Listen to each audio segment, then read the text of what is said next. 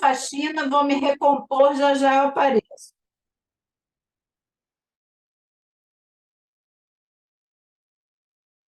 Bem, meus irmãos, chegando aqui o nosso horário, 16 horas.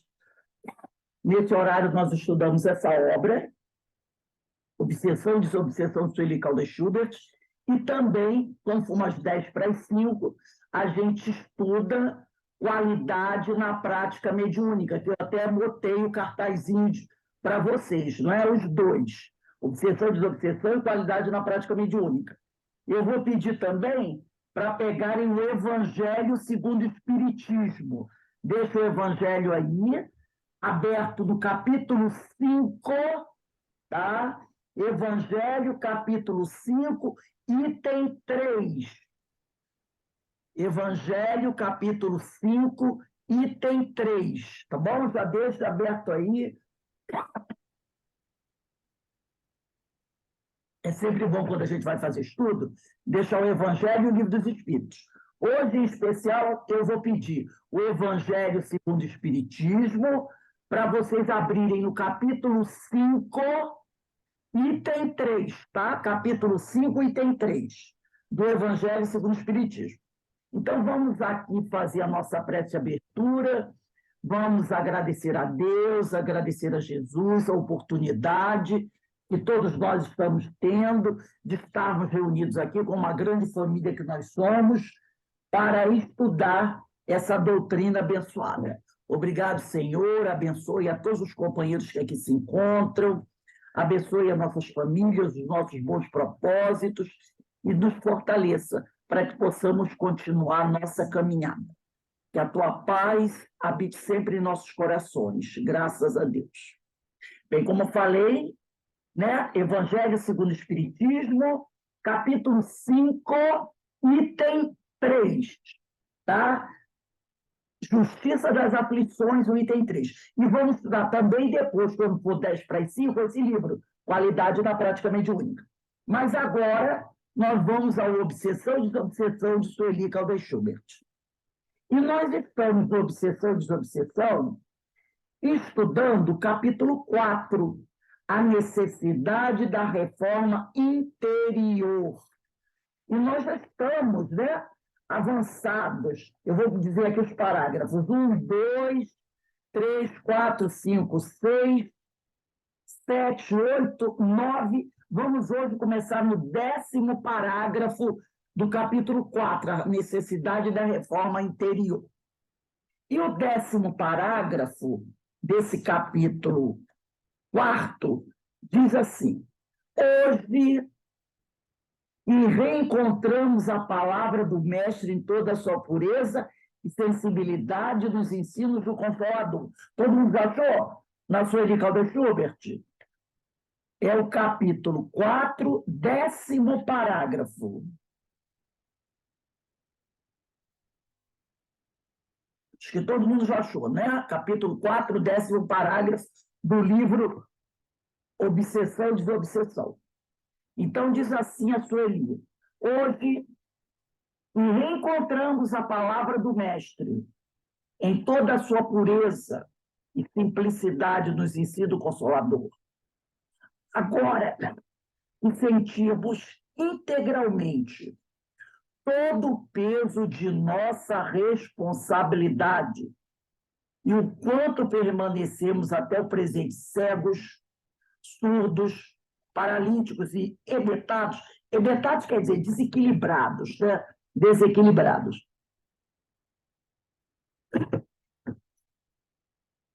Ou, enfim, um instante decisivo em nossa existência multimilenar.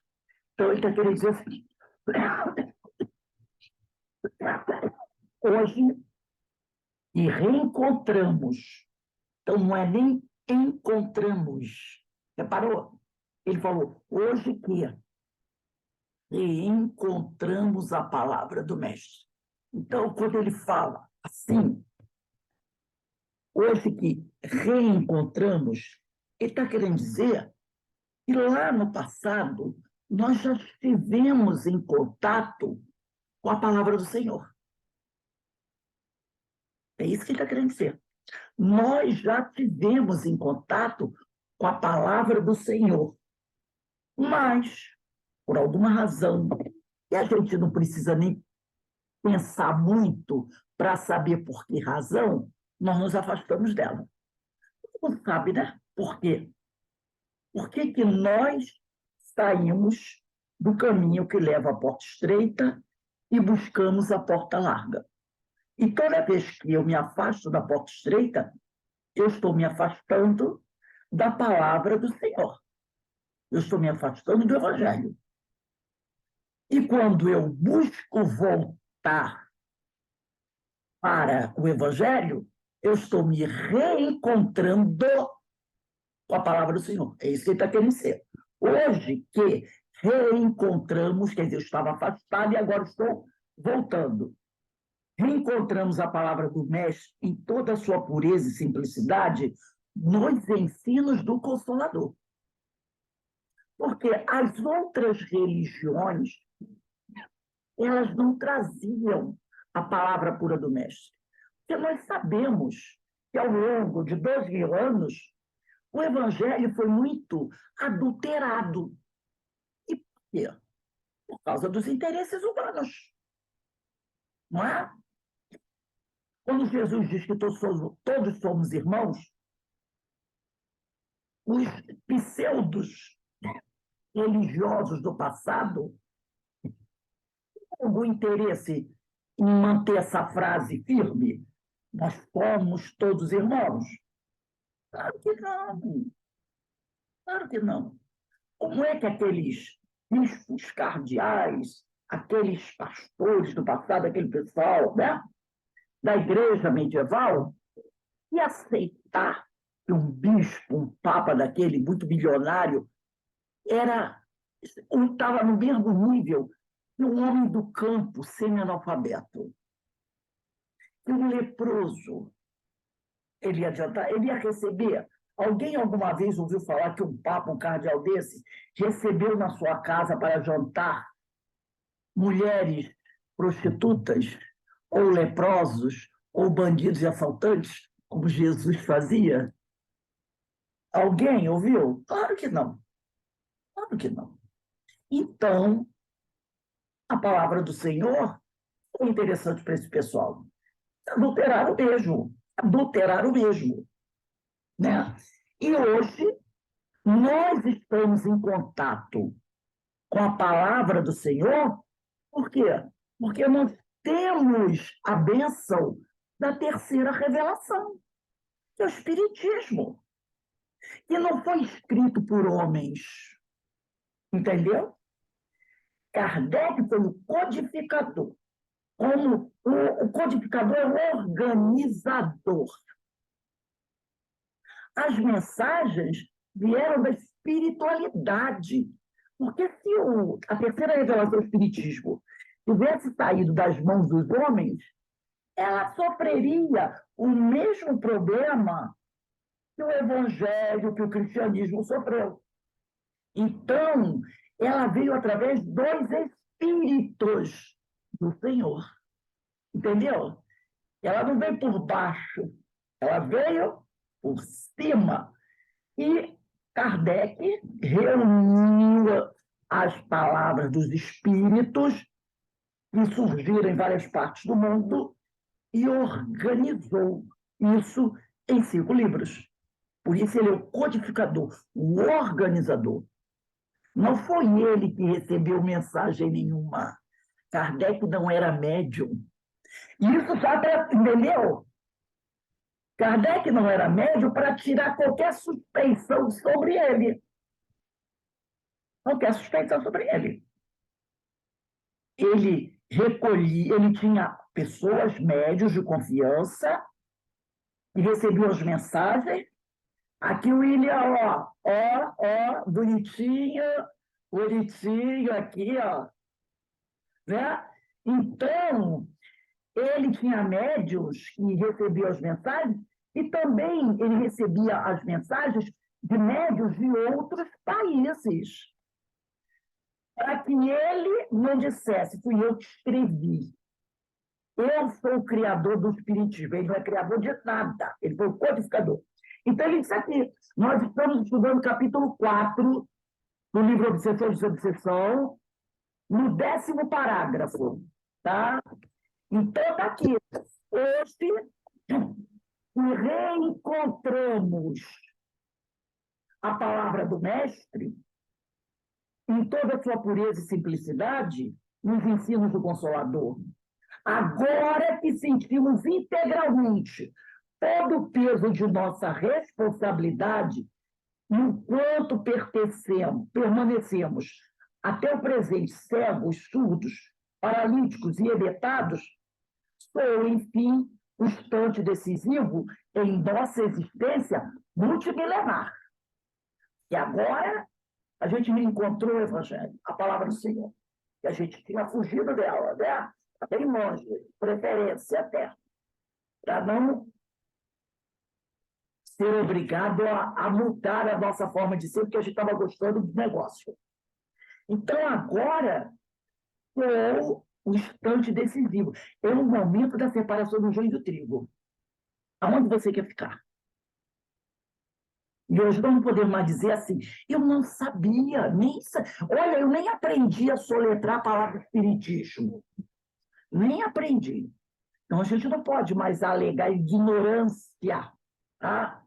Aí diz assim a Sueli, cansados de carregar o fardo de aflições, defrontamo-nos, talvez, com o mais decisivo momento de nossa romagem evolutiva. Essa reencarnação para nós, ela é fundamental. Fundamental. É definição que de nós esperam aqueles que nos amam e nos aguardam no plano espiritual maior. Os nossos fiadores, que as nossas reencarnações atuais tiveram e têm fiadores. Nossos orientadores espirituais disseram o seguinte, agora você vai e você vai com toda a bagagem suficiente para não mais falhar como você falhou no passado. Você pode até enfrentar obstáculos novos, mas você tem força, conhecimento, determinação suficiente agora para enfrentar os perigos que toda reencarnação apresenta, é claro, e vencer grande parte dos obstáculos e sair com sucesso. E eu pergunto, alguém hoje tem coragem de dizer que não tem? E está despreparado? Algum de nós tem condições hoje de dizer eu estou despreparado para caminhar na Terra por desconhecimento total do Evangelho? Não. Isso é um problema para a gente, né? Não. A gente não tem mais como dizer. Eu nunca ouvi falar no não matarás, não roubarás, nem entendo do que está se tratando. Não cometerás adultério. Esse negócio, o que é amar ao próximo como a ti mesmo? Eu não entendo. Nós não temos mais essa desculpa. Nós não temos mais essa desculpa. E ele diz aqui, cansados de carregar o fardo de aflições, defrontamo-nos, talvez, com o mais decisivo momento de nossa romagem evolutiva. É definição que de nós esperam aqueles que nos amam e nos aguardam no plano espiritual maior. Vamos pegar o Evangelho, como eu pedi para vocês, capítulo 5, item 3. Evangelho segundo o Espiritismo, capítulo 5, item 3. Capítulo 5 trata do bem-aventurados os aflitos. Bem-aventurados os aflitos. Aqui no capítulo 5, item 3, que tem por título Justiça das Aflições, eu vou ler só 2 períodos no item 3. Tá? Capítulo 5, item 3. Vou ler só 2 períodos. E diz assim, somente na vida futura podem efetivar-se as compensações que Jesus promete aos aflitos da terra.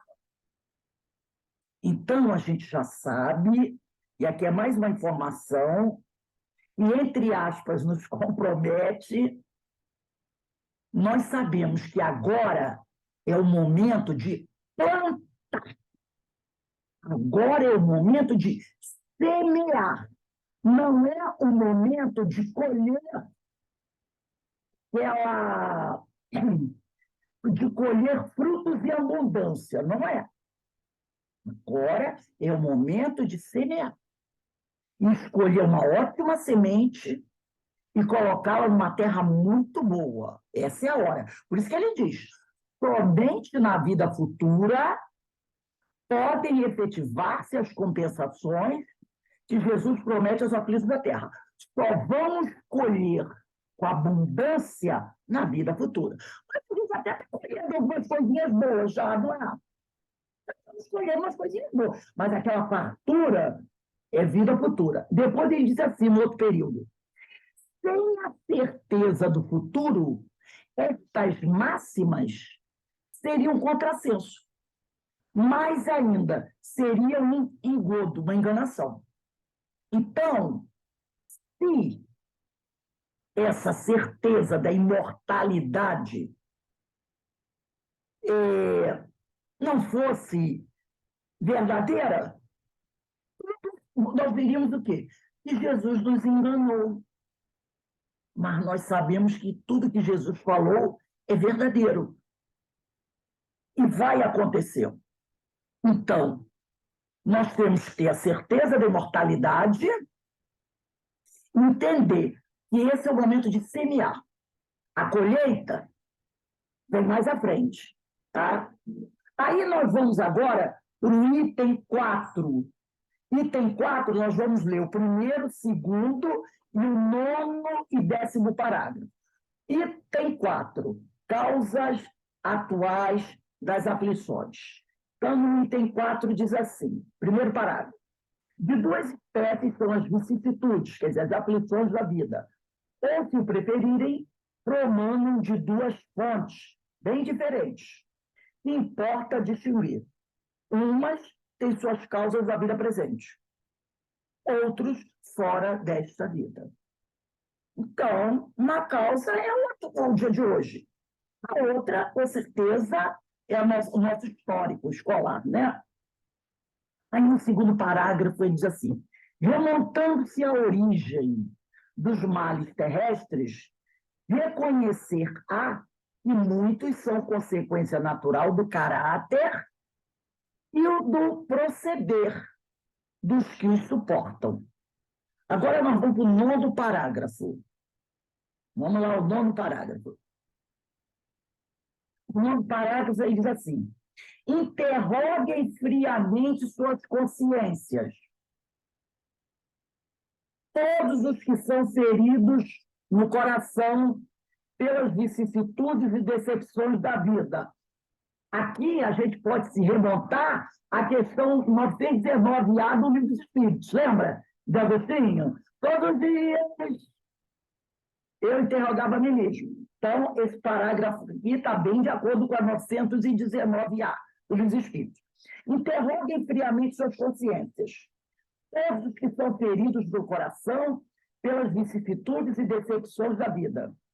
Remontem, passo a passo, a origem dos males que os torturam e verifiquem se as mais das vezes não poderão dizer se eu houvesse feito ou deixado de fazer tal coisa, não estaria em semelhante condição. Quem não fez essa pergunta para si próprio alguma vez? Eu acho que fiz dezenas e dezenas e dezenas de vezes. Ah, meu Deus, por que eu fiz aquilo? É a pergunta que, toda vez que o calo aperta, a gente faz. Agora, o 10º parágrafo. Há quem, então, há de um homem responsabilizar por todas as aflições, senão a si mesmo. O homem, pois, em grande número de casos, é o causador de seus próprios infortúnios. 99,5%. Mas, em vez de reconhecê-lo, acha mais simples, menos humilhante para a sua vaidade, acusar a sorte, a providência, a má fortuna, a má estrela, ao obsessor, é claro, ao passo que a má estrela é apenas a sua incúria, sua irresponsabilidade. Não é? Porque a gente adora distribuir responsabilidade. Dificilmente a gente, de pronto, assim, sabe, de cara, a gente reconhece que nós somos culpados. A gente fica procurando, né? Quem sabe eu acho. Dificilmente, de primeira, assim, a gente diz, eu sou a única culpada. A gente se pensa uma coisa, aí a gente depois, passado assim, um ano, a gente diz assim, eu desconfio que eu tenho 5% de culpa. Aí a gente começa, né? Mas, na verdade, não tem outra, não tem outra. Vamos voltar aqui a Sueli Caldas Schubert. Aí ela diz aqui, não só para os portadores de obsessões declaradas, porque tem a obsessão que não é declarada, tá? Tem a obsessão que está mascarada. Então, não só para os portadores de obsessões declaradas, enfatizamos a imperiosa e inadiável necessidade da reforma moral, mas para todos nós, espíritas ou não. Eu vou trazer um texto aqui, que é de um livro. Ô, Rose, até porque para quem tem obsessão declarada, a coisa é muito mais fácil de se despertar. Agora, para aquele que não tem, nem sabe às vezes, Nem sabe, né? aí não vai tomar decisão nenhuma, porque acha que está tudo certo, né? Eu sabe, e vai dizer assim, eu não vou falar que eu tenho obsessão, não, porque como é que vai ficar a minha fama? Entendeu? Eu escamoteia. O que é que o vizinho vai dizer se souber que eu sou obsidiado? Então, eu vou compartilhar a tela aqui de um livro que eu ganhei do meu amigo William, há alguns anos atrás. Maravilhoso esse livro. Eu adoro esse livro. De vez em quando eu estou pegando um texto dele para ler. É um livro Técnica de Viver. O William me deu de presente num dia que teve uma feira do livro lá do Leão Denis. Lembra, William? Lembro isso mesmo. Eu comprei uma tonelada de livro. Eu lembro disso também. Lembro disso também. O capítulo Temperatura Moral. Eu adoro esse livro, gente, é muito bom. O Evaldo Vieira, o espírito é Kelvin Van Dyne, da editora Boa Nova. Nesse capítulo Temperatura Moral, o espírito Kelvin, ele diz assim, dificuldades e sofrimentos são agentes que nos testam a capacidade da escolha. Todos reagimos em determinado clima de temperatura moral. Somos frios, às vezes, mornos ou ardentes. Os amorfos são esses dos frios, os indiferentes, que comem-se na inércia.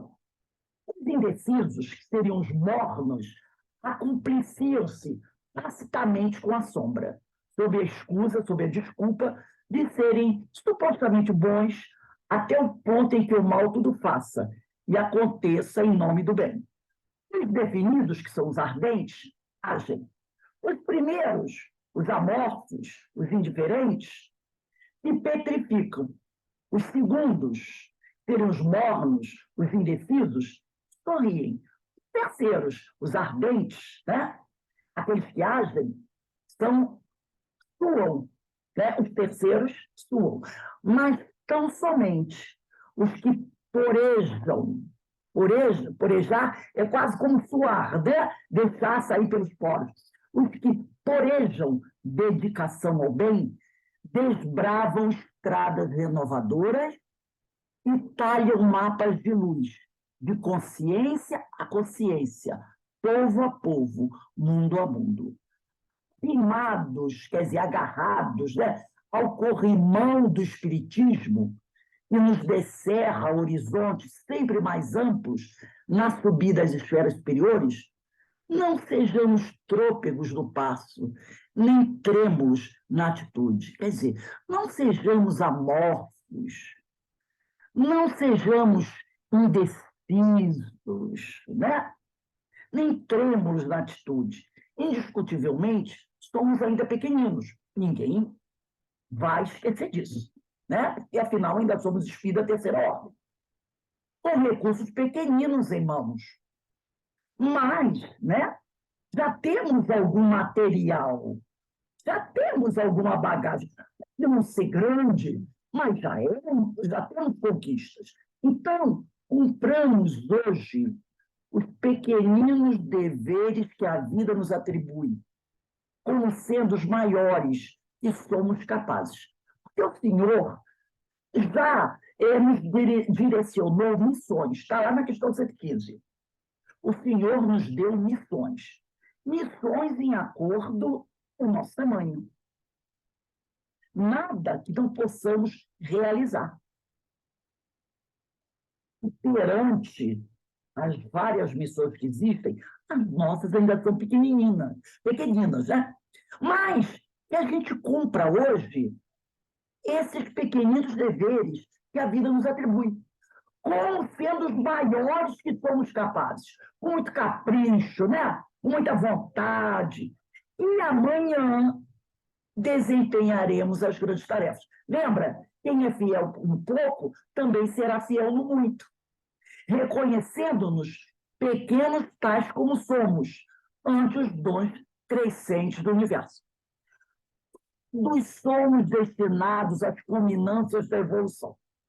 Para isso, contudo, é forçoso saibamos trabalhar, conhecer e servir sem fugir. Então, eu achei esse texto desse espírito, Kelvin, muito profundo. Muito profundo. Tá?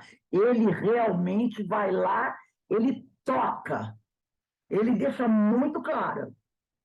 É verdade que ainda somos espírito da terceira ordem, mas já temos alguma bagagem, já temos conquistas e temos missões a cumprir. Não é uma missão como de Paulo de Tarso, como de Joana de Ângeles, de Emmanuel, mas já são missões importantes.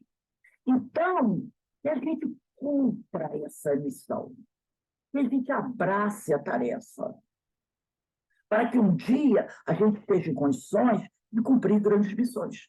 Porque isso que nos foi colocado como tarefa nessa reencarnação, todos nós já temos capacidade de abraçar.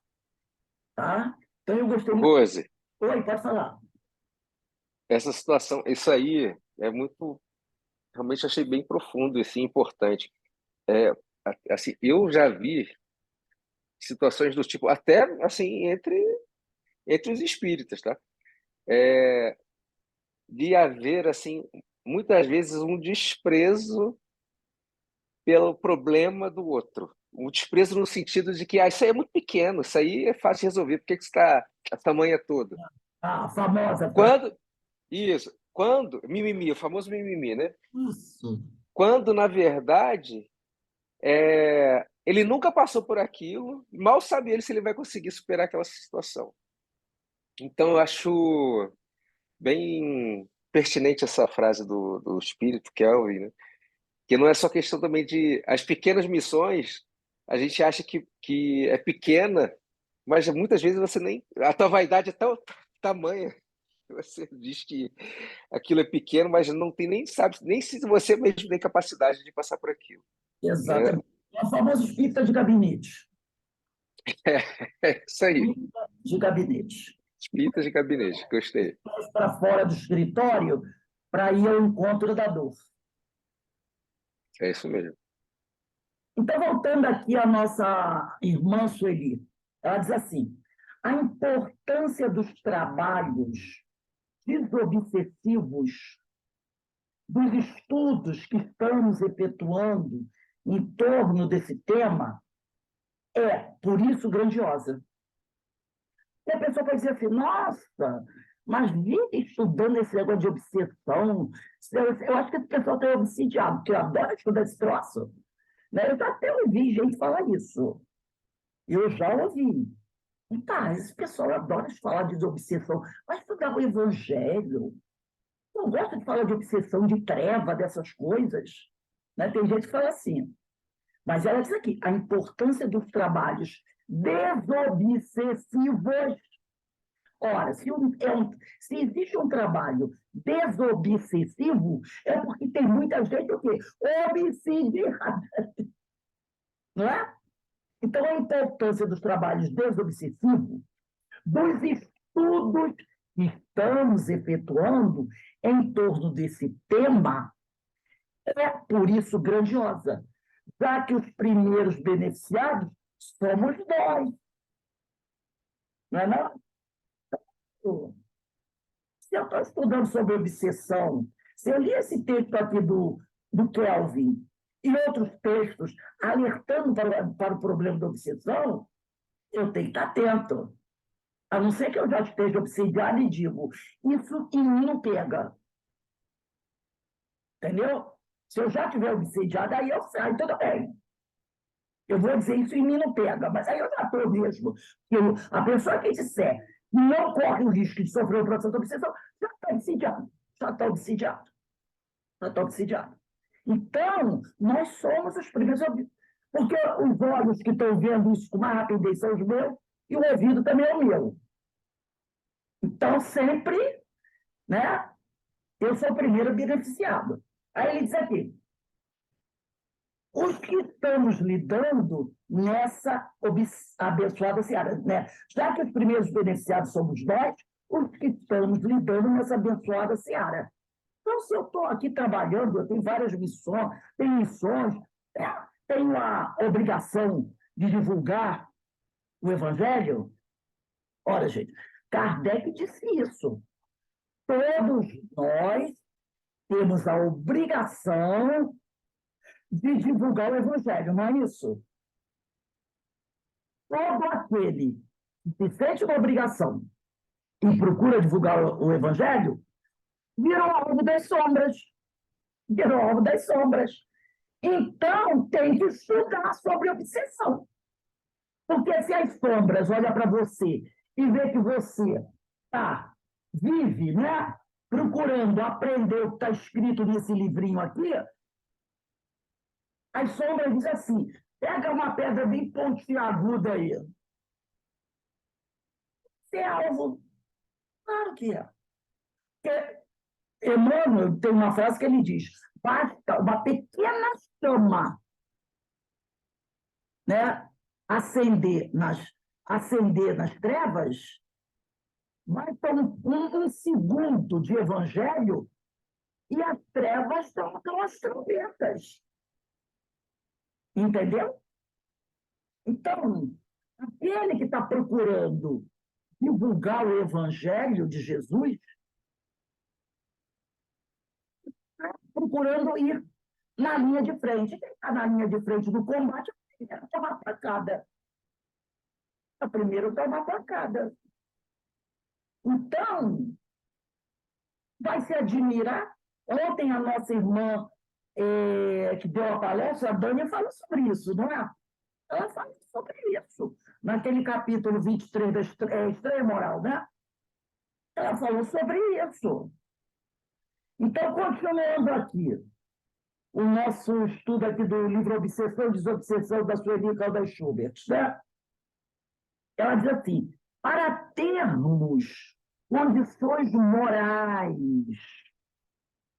de colaborar numa tarefa dessa envergadura, torna-se imprescindível que apliquemos de início em nós mesmos as lições que tentamos transmitir aos outros.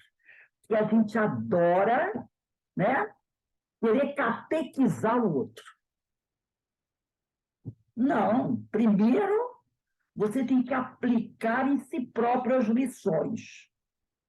Aplique em si próprias lições. Ô, Rose, você vai, depois que você realmente faz aquilo, aí você vai tentar destruir o outro, né? Fala, Alberto. Eu me lembro ontem, né, na abordagem dela, em que eu depois até no final enfatizei, né, de que ela brincando falou que quando ela entrou, e muitos de nós aconteceu isso, a gente entra para a doutrina, a gente vê que é o caminho e que a gente depois quer dar surra de evangelho nas pessoas, né? Quase que implorando, vai nesse caminho, vai. E é isso, né? Muitas das vezes a gente acha que é o caminho ideal e você quer que todo mundo vá junto.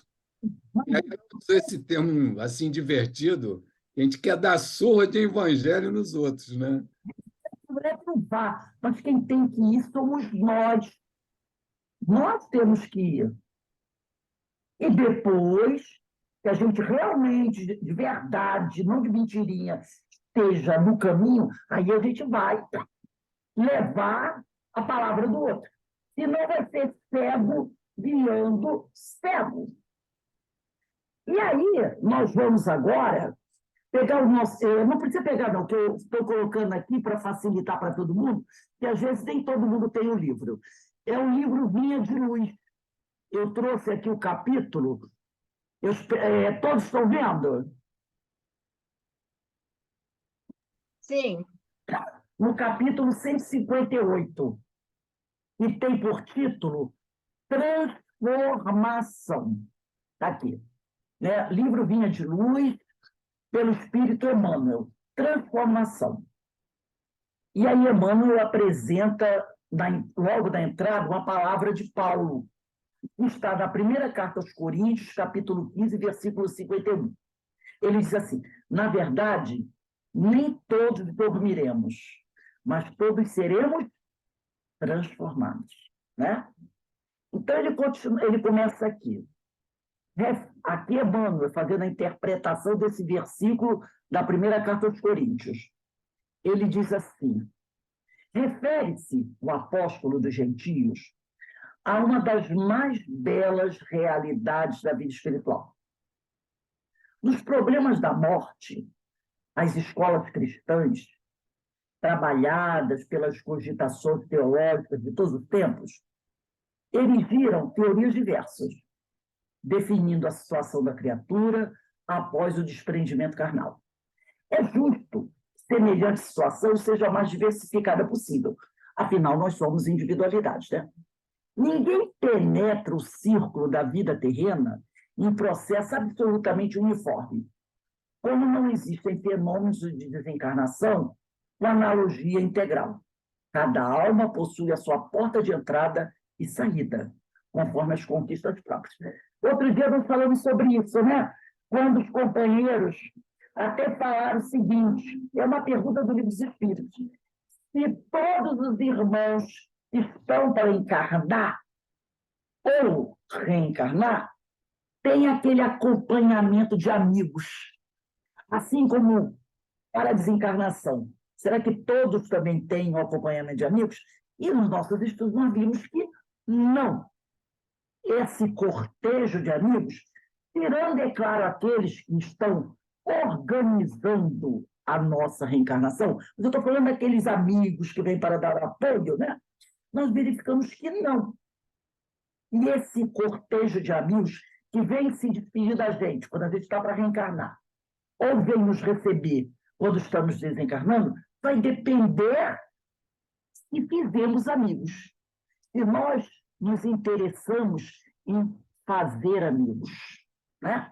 Então, cada alma, cada um de nós, possui a sua porta de entrada. O seu jeito, o seu momento da reencarnação.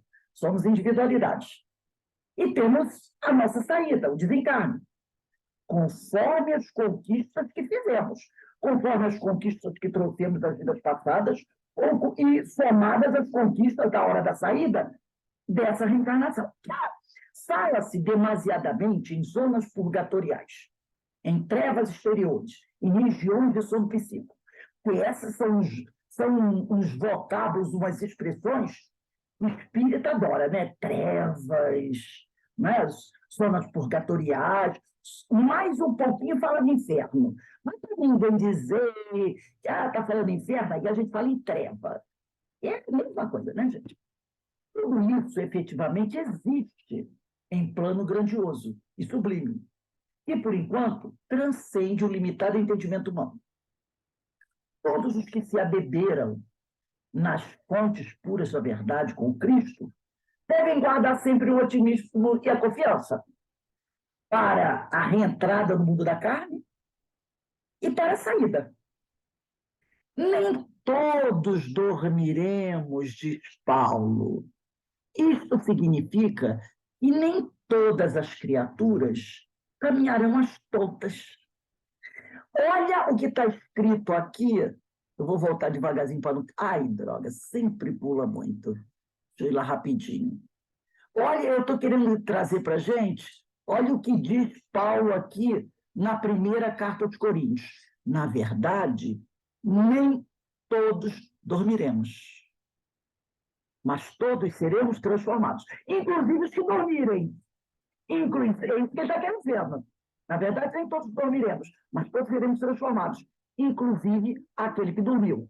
Ele está na primeira carta aos Coríntios, capítulo 15, versículo 51. Então, é isso aqui. Nem todos dormiremos, diz Paulo. Isso significa que nem todas as criaturas caminharão, né, às tontas, nas regiões mentais da semi-inconsciência. Nem todas serão arrebatadas às esferas purgatoriais, essas que nós gostamos muito de falar. E ainda que tais ocorrências sucedessem, mesmo que todos fossem, né? Ouçamos ainda o abnegado amigo do Evangelho, quando nos assevera, mas todos serão transformados. Mesmo que todo mundo fosse arrastado para essas esferas purgatoriais, e nem todos serão, mas a certeza é que todos serão transformados. Paulo não promete sofrimento inesgotável, nem repouso sem fim. Promete transformação. Ninguém parte ao chamado da vida eterna senão para transformar-se. Deus criou todos os espíritos simples e ignorantes com o objetivo de quê? Que todos, através dos próprios esforços, logicamente com a ajuda da espiritualidade, progridam, transformem-se. Morte do corpo é crescimento espiritual. O túmulo, uma esfera, é berço em outra. E como a função da vida é renovar para a perfeição, transformemos-nos para o bem desde hoje. Transformemos-nos para o bem desde hoje. É um texto maravilhoso de Emmanuel, não é? Bem em acordo com o texto do Kelvin. Bem em acordo. Esse é o nosso momento. Nem todos dormiremos, mas todos serão transformados. E caso todos dormissem, mesmo assim, todos serão transformados, porque nós fomos criados para brilhar. Entendeu? Mesmo que alguém insista de viver um tempo na sombra, mas mesmo esse há de brilhar. Porque todos nós fomos criados para o progresso. Eu achei maravilhoso. Nem todos dormiremos, mas todos serão transformados. Né? Então, meus irmãos, nós vamos encerrando aqui o nosso estudo do livro Obsessão e Desobsessão. Vamos dar uma paradinha de 2 minutinhos, se alguém quiser beber uma aguinha, quiser dar uma saidinha rápida, porque agora nós vamos ao estudo desse livro. Obsessão e Desobsessão. Desculpe, Qualidade na Prática Mediúnica, de Sueli Caldas Schubert, tá? Quem tiver aí em mãos, o livro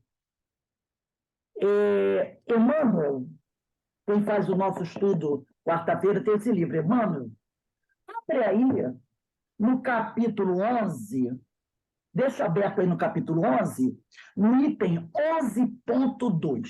Capítulo 11, mensagem aos médiuns, é o terceiro item, 11.2.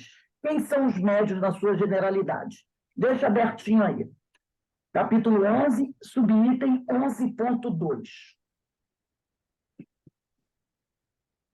Ô, Rose, está começando hoje esse aqui, é? Não, eu já estou na questão número 6. Já estou na questão número 6. Gente, eu sou muito desatento, porque eu não vi isso aqui, não. Primeira vez que eu vi hoje, ué. Questão número 6. Deixa eu fechar aqui uma linha de luz. Tá. Esse aqui eu vou bem devagarzinho, porque eu vou fazer um link com um monte de coisa. Daquele jeito que vocês sabem que eu gosto, né? E tu me dá o trabalho danado, mas eu adoro. Ah. Por acaso, esse aqui foi você que me deu. Foi? Então tá ótimo. E tá todo numerado, tá ótimo. O meu também, o meu tá uma festa. Eu tenho que ir até devagarzinho, porque tem uma data aqui de 2016, tem outra data aqui de 2010, aí eu tenho que ficar tomando cuidado para não ler o troço errado. Então, nós estamos no item número 6. Esse item número 6 é do título Afloramento. Tá? Afloramento. Ô, Rose, o meu tem data de 2001. Minha filha. Aí aqui é o problema, porque tem que botar data. Se eu não botar data, eu vou me perder. Eu vou me perder tranquilamente. Então, vamos lá. Porque uma coisa, por exemplo, às vezes, eles citam aqui trechos de outros livros. E quando eu leio, eu tenho essa mania, né? Se alguém dá uma referência bibliográfica, eu vou verificar essa referência. E às vezes eles botam um capítulo e aquele capítulo é um erro de tipografia, não é o capítulo, entendeu? Às vezes acontece com o Livro dos Espíritos, acontece. Então, eu sempre vou lá verificar a referência. Quando eu verifico a referência, eu vejo que o texto que eles colocaram é pequeno. Ou então, que o que eles não colocaram, deixaram de fora, é tão importante. Aí eu gosto de pegar e ampliar um pouquinho mais. Por isso que a coisa dá um pouquinho de trabalho. Mas vamos lá. Começando aqui. Na questão, no item número 6, a pergunta número 6, deixa eu vir aqui, pegar direitinho para não ter problema. No item número 6, ele diz assim, deixa eu pegar aqui só para não me enrolar direito, não me enrolar. Tá. Ele vai dizer assim, é uma pergunta, Os sintomas desagradáveis que acompanham o desabrochar da mediunidade são gerados pela faculdade? Então, olha só, os sintomas desagradáveis que acompanham o desabrochar da mediunidade são gerados pela faculdade? Então, ele colocou aqui 3 parágrafos do livro Médiuns e Mediunidade. Esse livro Médiuns e Mediunidade é esse livro aqui, ó, do Divaldo Pereira Franco, pelo Espírito Viana de Carvalho. Gente, eu vou dar uma conselho. Eu sempre falo isso, mas você vai ficar louco, né? Mas esse livro é espetacular. Médiuns e Mediunidades, do Viana de Carvalho. Psicografia do Divaldo. Quem puder, adquire esse livro, Médiuns e Mediunidades. Espírito Viana de Carvalho, psicografia de Divaldo Pereira Franco. E aí, o que eu vou fazer? Eu vou começar a ler o que está no livro Qualidade da Prática Mediúnica, mas depois eu vou ler mais um pedaço do texto que eles vão colocar aqui, está no livro, tá? Então, Ô, Rosi, Oi. me tira uma dúvida. As respostas das perguntas, eles estão em itálico. É porque são extração do livro dessa referência, é isso? Sim. Mas aí... Ah, tá. Não é uma resposta de alguém que respondeu. Não, é do... É só... Entendi. Aí, o que eu faço? Eu amplio, porque eles não botam muita coisa. Mas aí eu amplio, eu vou ao livro e amplio. Então, agora a gente vai começar lendo no Qualidade da Prática Mediúnica. Pergunta 6. Os sintomas desagradáveis que acompanham o desabrochar da mediunidade são gerados pela faculdade? Resposta de Viana de Carvalho. Às vezes, quando do aparecimento da mediunidade, surgem distúrbios vários, sejam na área orgânica, através de desequilíbrios e doenças. É verdade, né, gente? Parece que pipoca um monte de coisa. Aí a pessoa até quer parar, né? Que negócio é esse? Depois que eu comecei a trabalhar nesse negócio de desobsessão, apareceu um monte de problema, deixa parar esse negócio.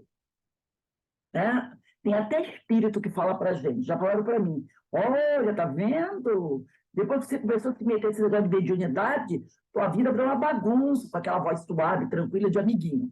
E eu estou lá escutando, daqui a pouco, alguém falou assim, ó, acorda aí, ó. Aí eu falei, que é isso? Pode parar, pode pegar essa história aí. Porque foi numa fase que eu estava realmente trabalhando ali, dirigindo o departamento, e a coisa ficou meio complicada, né? E aí eu estou um dia, naquele momento de miserabilidade, né? Sabe, um momento de miserabilidade, quando você está assim, oh, meu Deus, o que eu vou fazer da minha vida? Eu tinha alguns momentos de miserabilidade assim. E nesse momento, eu estou lá no lelê, né? Aquela voz suave, tranquila, falando devagar, bem na minha cabeça. Olha, está vendo?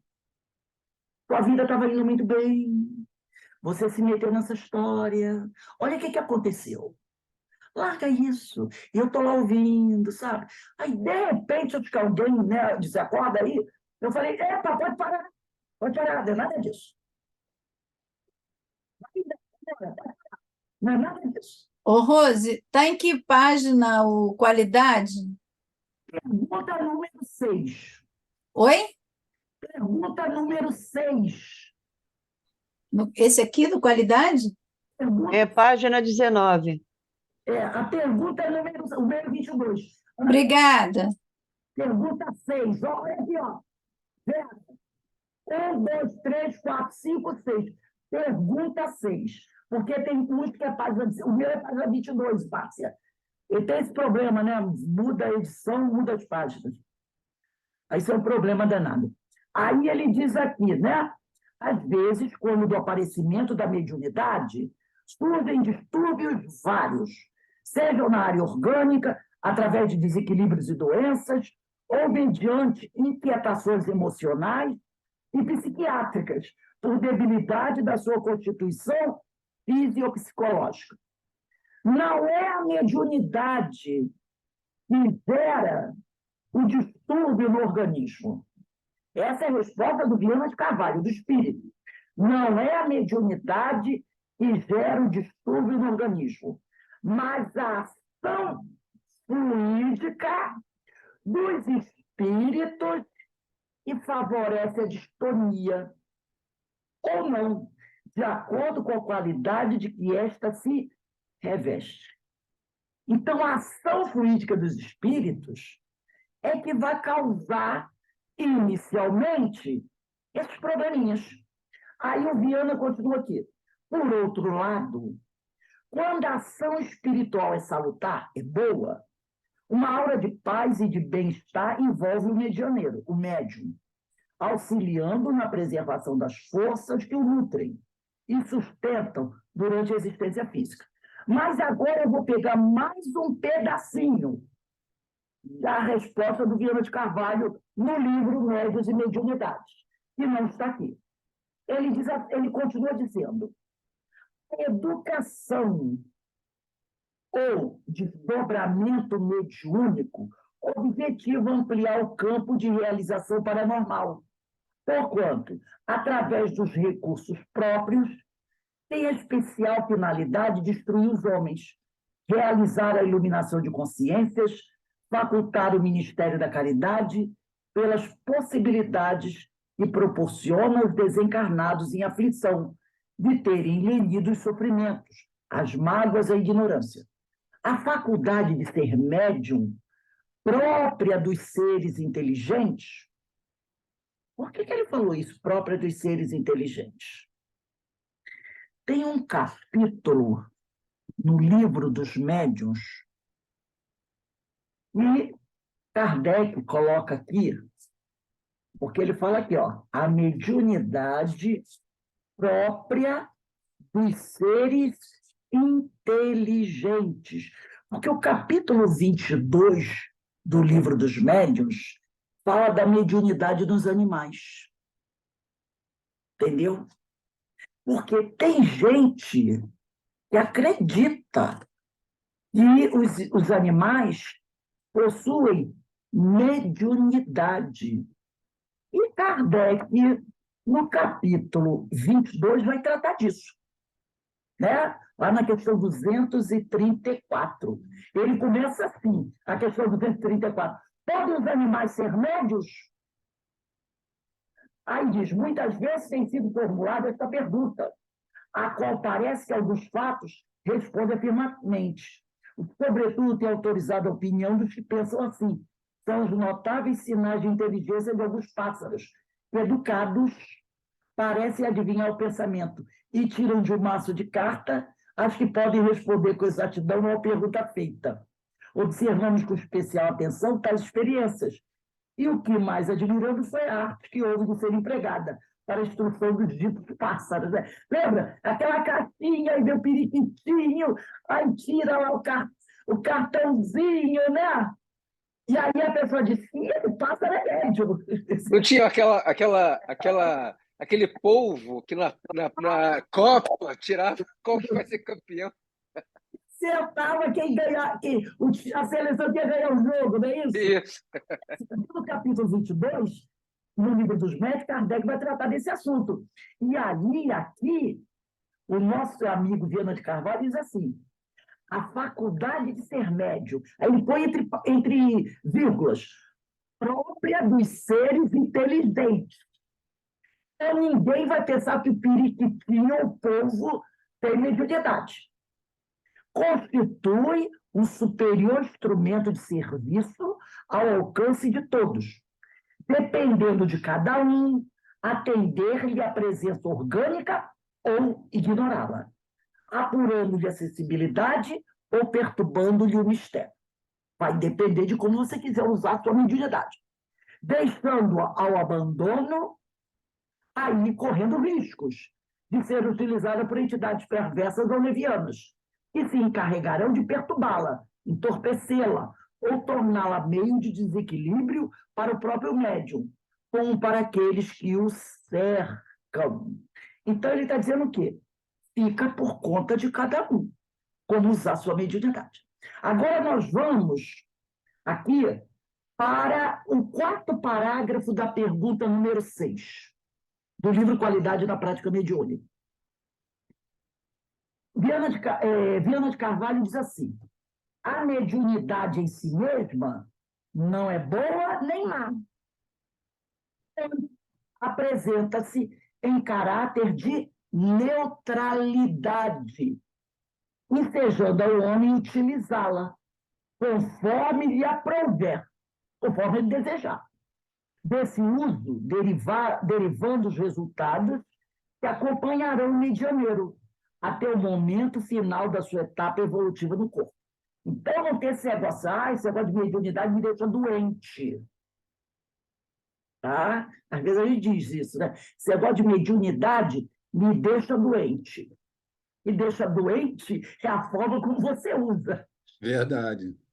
Ô, Rose, inclusive, aí nos chama a atenção o seguinte: as pessoas se voltam, né, por necessidade para a prática da mediunidade e não tomam os devidos cuidados, né? E aí torna-se uma má mediunidade, fruto da conduta do médium. E aí a pessoa se desengana. O espiritismo é perigoso, o espiritismo é isso, e vai para outros segmentos religiosos. Mas, na verdade, o espiritismo está te dando todas as ferramentas, você que não soube utilizar.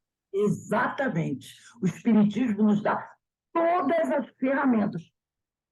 E esse livro aqui é a ferramenta maior.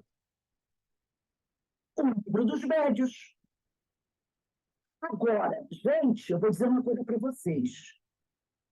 Eu conheço, e eu já vi, muito médium só leu isso aqui assim, ó.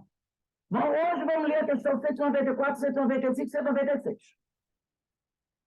Aí lê, pá.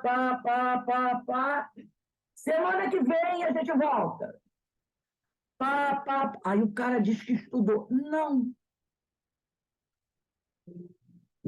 Tem gente que nunca estudou o livro dos médios. Aqui na nossa casa, nós já estudamos 2 vezes o livro dos médios inteiro. Então a gente faz assim, a gente estuda o livro dos médios. Quando a gente termina, a gente pega 2, 3 livros, como o da Sueli Caldas Schubert, como o Invisível de Leon Denis, para aprofundar aquilo que estudamos no livro dos médios. Depois de estudar umas 2 obras, a gente volta ao livro dos médios. Aí nós lemos, estudamos o livro dos médios. Levamos quase 2, 3 anos.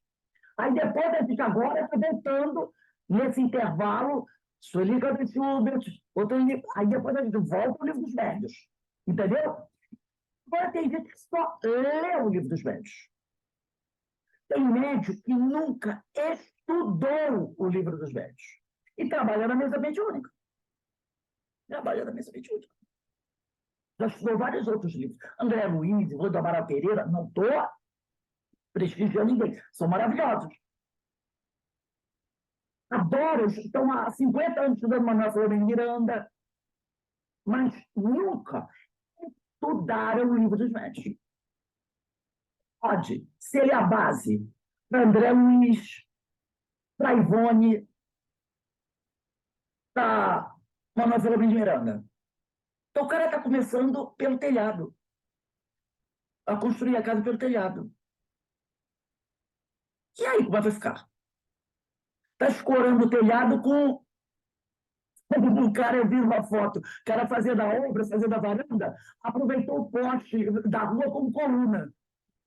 Entendeu? É assim.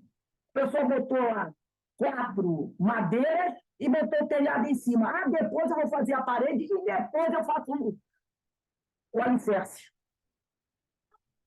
Não pode. Então, vamos lá. Pergunta número 7, do livro Qualidade da Prática Mediúnica. Por que motivos o afloramento da mediunidade surge em grande número dos casos sob ações obsessivas? Eu vou agora ao livro Nas Fronteiras da Loucura. Eu trouxe aqui para vocês, tá? Eu não vou começar aqui no Qualidade, tá? Eu vou lá Nas Fronteiras da Loucura. Esse texto aqui é dos Nas Fronteiras da Loucura. Mas, como eu falei para vocês, eu gosto de ampliar.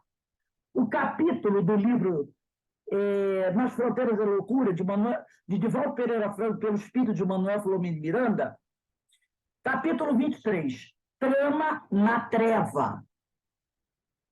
Diz assim Manuel Filomeno de Miranda, tá? Capítulo 23. Quem quiser anotar para depois ler o capítulo todo, porque eu estou tirando pedacinhos. Diz assim, haviam sido liberados, ele está contando uma história, né?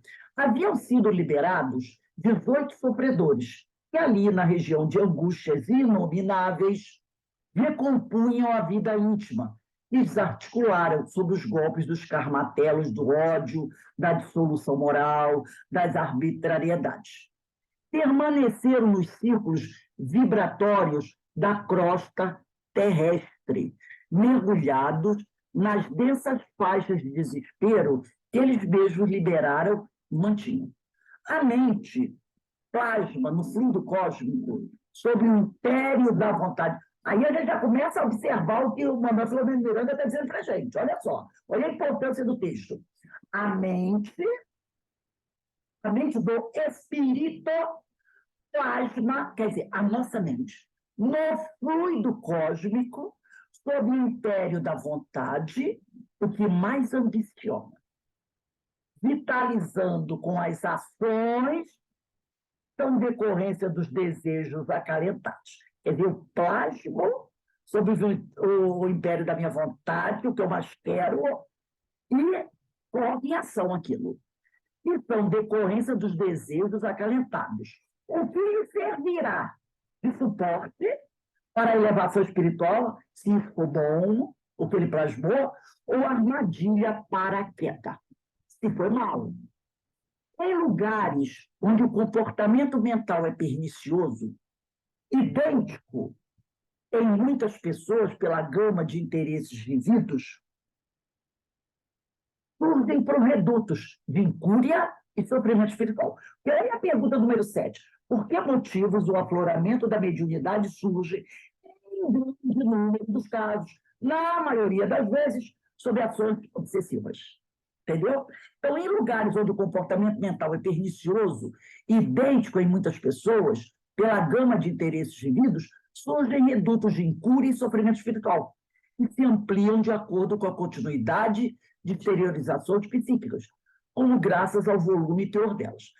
A recíproca é verdadeira.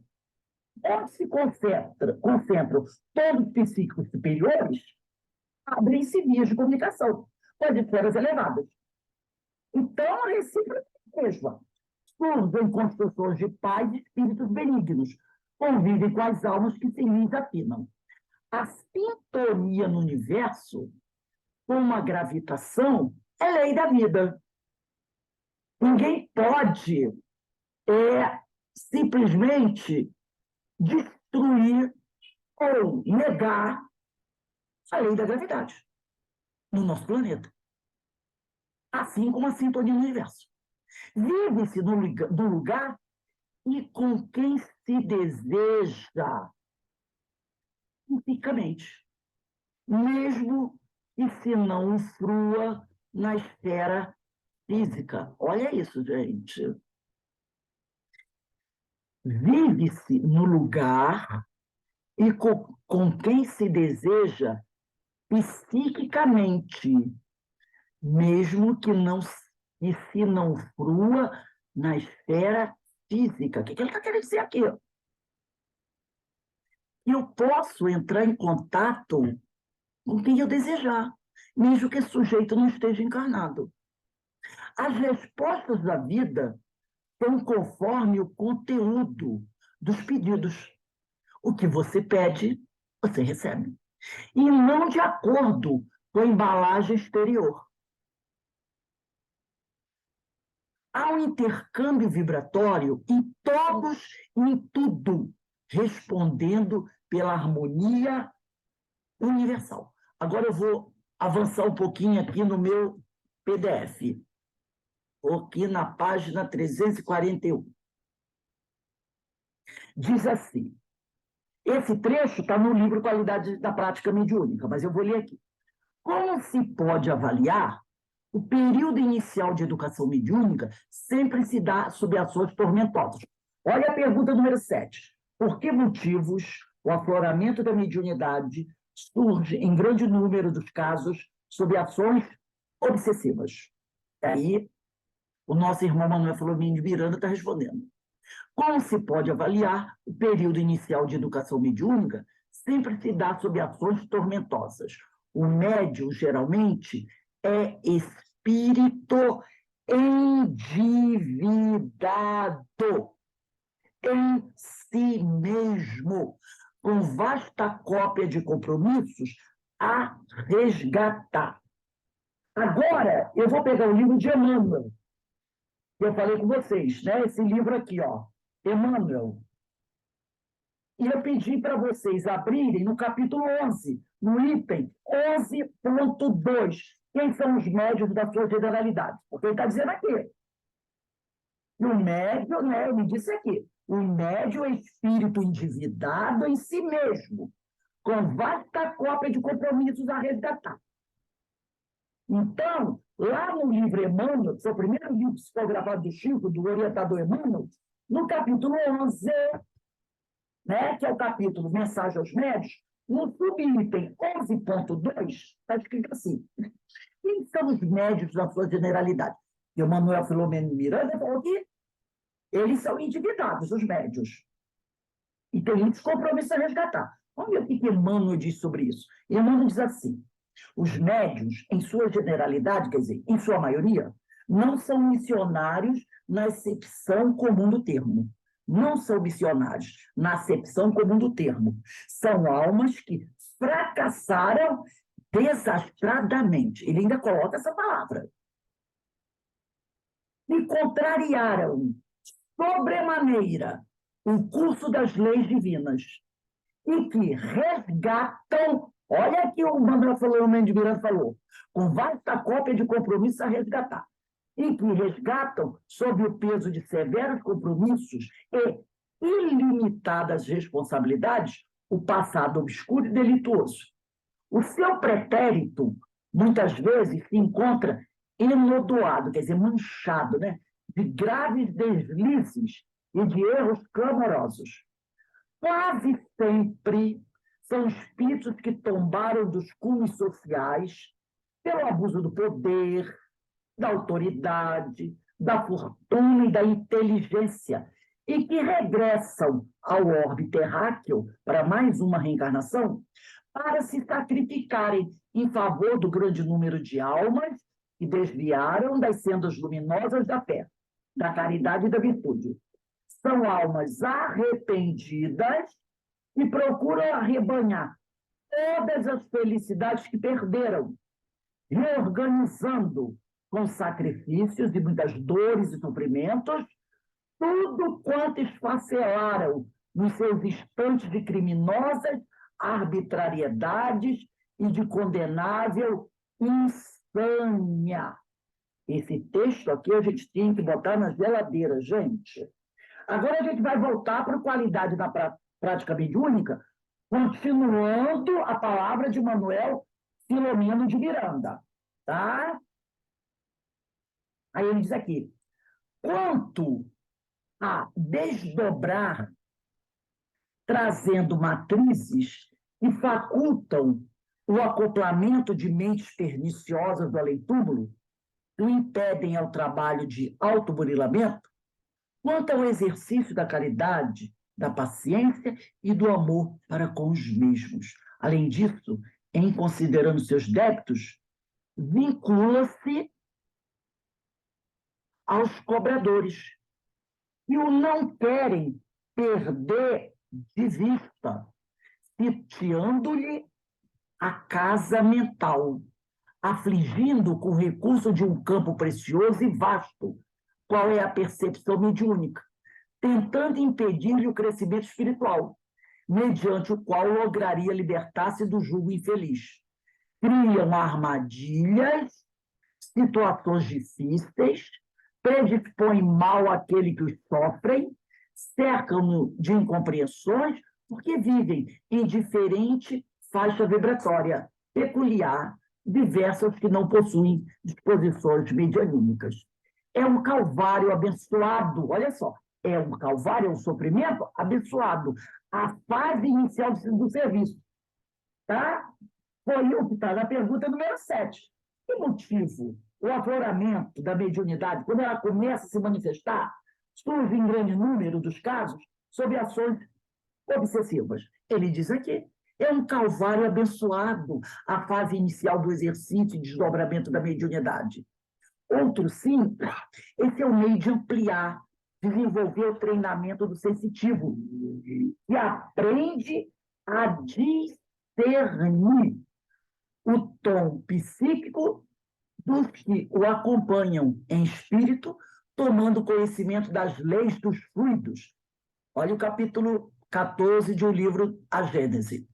E armando-se de resistência para combater as más inclinações. São os ímãs a atrair os que se encontram em estado de erraticidade inferior.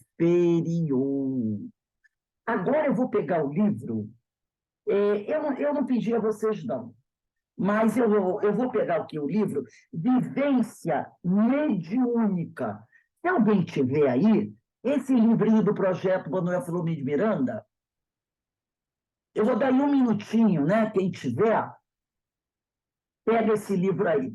Eu acho que tem muita gente aí do céu aí que talvez já tenha estudado esse livro. Vivência Mediúnica, lá no capítulo 11. O meu é página 84, tá?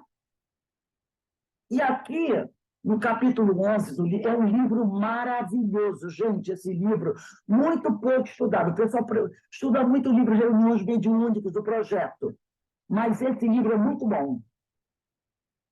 Vivência Mediúnica. Ele é fininho, tá? Não sei se está aparecendo para vocês aí. Denise, me diz se ele está aparecendo. O Vivência Mediúnica. Dá para ver a capa? Alguém aí está vendo? Pode me responder? É que às vezes Sim, Eu sim. estou vendo. Estão vendo? Sim. Vivência Eu estou vendo a foto dele. Isso, a foto da capa, né? Projeto Manuel Filomeno de Miranda, Vivência Mediúnica. Aqui no capítulo 11, do anímico ao mediúnico, a equipe do projeto diz assim: ah, não, desculpe. É porque nós vamos entrar aqui no. Desculpe, é que nós vamos entrar aqui na questão 8, animismo, tá? Do qualidade na prática mediúnica. Animismo, questão 8. Antes de eu ler a pergunta número 8, eu vou ler o Vivência Mediúnica, tá legal? A gente já está entrando no item animismo, que está relacionado à questão número 8 do livro Qualidade na Prática Mediúnica. Então, eu vou fazer aqui uma introdução do termo animismo com esse livro Vivência Mediúnica do projeto Manuel Filomeno de Miranda. Então, a equipe do projeto diz assim, no capítulo 11, o termo animismo designa aqui as manifestações da própria alma do médium, a desvelar, no processo das comunicações, conteúdos psíquicos arquivados no inconsciente. Então, a desvelar, no processo das comunicações, conteúdos psíquicos arquivados no inconsciente. Na prática mediúnica, o animismo se revela sob dois modos distintos. A alma do médium se comunicando, a situação clássica, né? Ou ela introduzindo suas ideias nas mensagens de que se faz instrutor. Então, ele está dizendo aqui que é dois tipos de animismo que existem. O primeiro animismo, tá? Que é o clássico, quando a alma do médium se comunica. E o doutrinador, às vezes, pensa que é um espírito, que é um desencarnado, mas é o próprio médium. Essa é a primeira situação de animismo. A segunda é quando o médium introduz suas ideias nas mensagens de que se faz instrumento. Então, por exemplo, o espírito está dando a comunicação.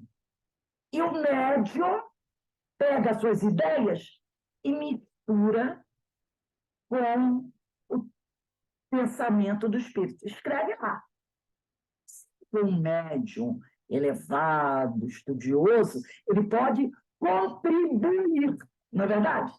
Com a mensagem do espírito. Mas se não for?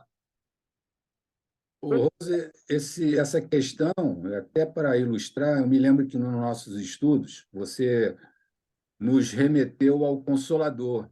E a questão da alma gêmea, que no fim a FEB faz uma observação no fim, dizendo que o médium é que interferiu na interpretação de Emmanuel. Exatamente. O próprio Emmanuel fala, né? Mais ou menos assim, a distorção pode ter sido causada pelo médium. Que tinha um pensamento sobre o fato, sobre o tema, e colocou ali. Ou interpretou mal a mensagem do Emmanuel, ou o próprio médium tinha suas teorias. E colocou. Isso, como ele diz, é um processo anímico. Então você tem. Rose, Pode falar. Pode falar. mas toda mensagem ela é medianímica, né?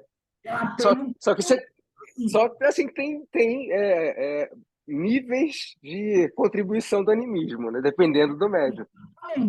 Quando o médium estudioso ele conhece do tema também, os espíritos até gostam. Até gostam. Porque vai enriquecer. Agora, se o espírito não conhece do tema, ou é palpiteiro, médio palpiteiro, e tem aquele eu acho, ele pode atrapalhar. Ele pode atrapalhar, né? Então, ele está falando aqui, são dois tipos de animismo. O clássico, que é quando o espírito, o médium está se colocando ali, ou quando ele é palpiteiro, ele vai lá interferir. Então, ele diz aqui, a problemática das comunicações do médium, utilizando sua própria equipagem medianímica, não passou despercebida a Allan Kardec.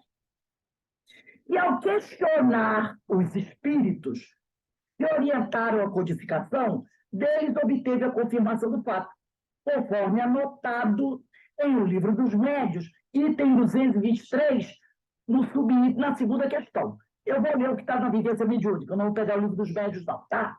Lá no Livro dos Médios, na questão 223, segunda questão, diz assim: a alma do médium pode comunicar-se com uma de qualquer outro. Olha que processo anímico no Livro dos Médios. Isso que está escrito lá. A alma do médium pode comunicar-se como a de qualquer outro. O médium é o encarnado.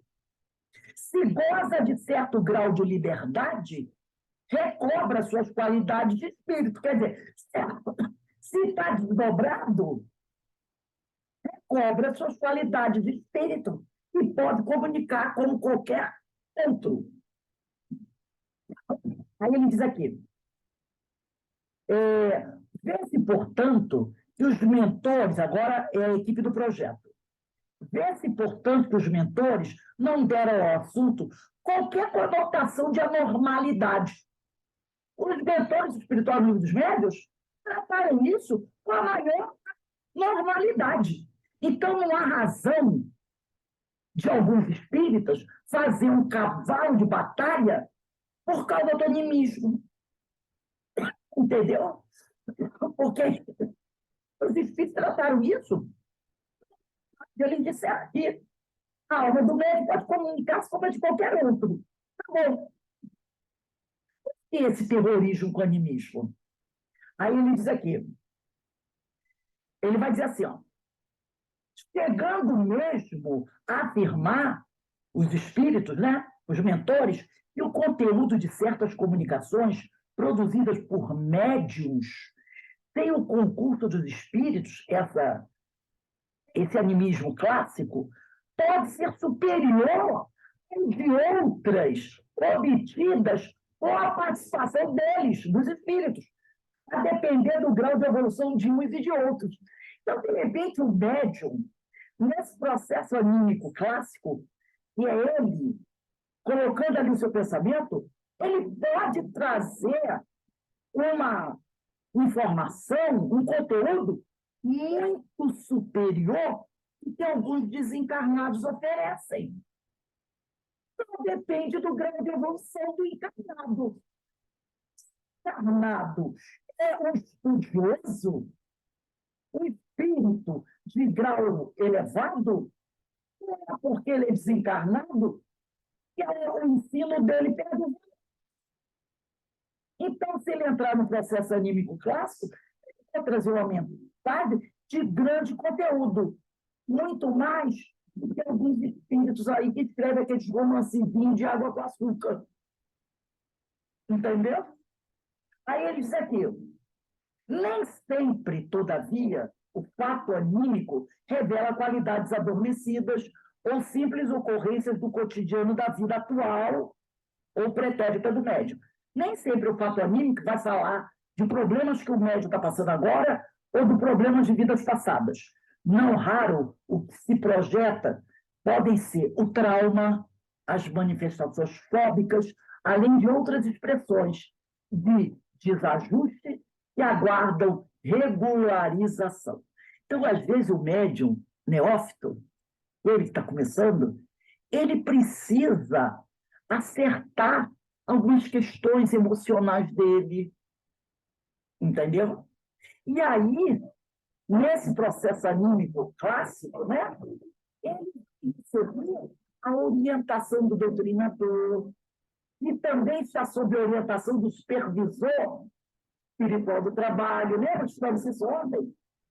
No capítulo 11 do livro dos Domínios da Mediunidade? Quando Clementino orientava Castro, que era o médium, né, dando passe na região do tórax. Então, muitas vezes, o supervisor espiritual do trabalho, ele vai orientar o doutrinador para dar aquela palavra para o médium sobre aquela situação que ele está passando, para ir tranquilizando. A psicoterapia que ele vai receber no início do seu trabalho. Então, muito importante essa mensagem. Agora a gente vai para a questão número 8, do livro Vivência, da pergunta. Olha a pergunta número 8 do Qualidade na Prática Mediúnica. Olha, gente, estou indo lá, vem cá, tá? Vocês não podem... Ele diz assim, pergunta 8. Como a doutrina espírita explica a interferência anímica no fenômeno mediúnico? Como a doutrina espírita... Porque antes eu fiz uma introdução sobre animismo. Agora eu estou à pergunta 8. Como a doutrina espírita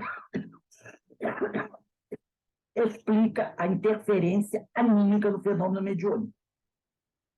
O Manuel Filomeno de Miranda, que é do livro ainda, né? Não, desculpe, eu estou no Vivência Mediúnica. Ele vai aqui colocar um trecho desse livro, Vivência Mediúnica, só que a partir do 4º parágrafo. Mas eu quero pegar desde o início. Então, eu vou ler 1, 2 e 3, depois a gente vem para o 4º parágrafo em diante, que está aqui no Qualidade da Prática Mediúnica, tá? Troca o parágrafo 1º, 2º, 3º, que vocês não têm aí. Depois, a partir daí, o 4º você tem. Então, eu vou lá. Ele diz aqui, ó. Esse texto que ele colocou aqui, no livro Vivência Mediúnica, é do capítulo Complexidade do Fenômeno Mediúnico do livro Vivência Mediúnica. Primeiro parágrafo diz assim: à primeira vista, o intercâmbio seguro entre os espíritos desencarnados e os homens parece revestir-se de muita simplicidade. Esse é o primeiro parágrafo do capítulo. É logo do início do livro, Complexidade do Fenômeno Mediúnico. Ele faz um alerta.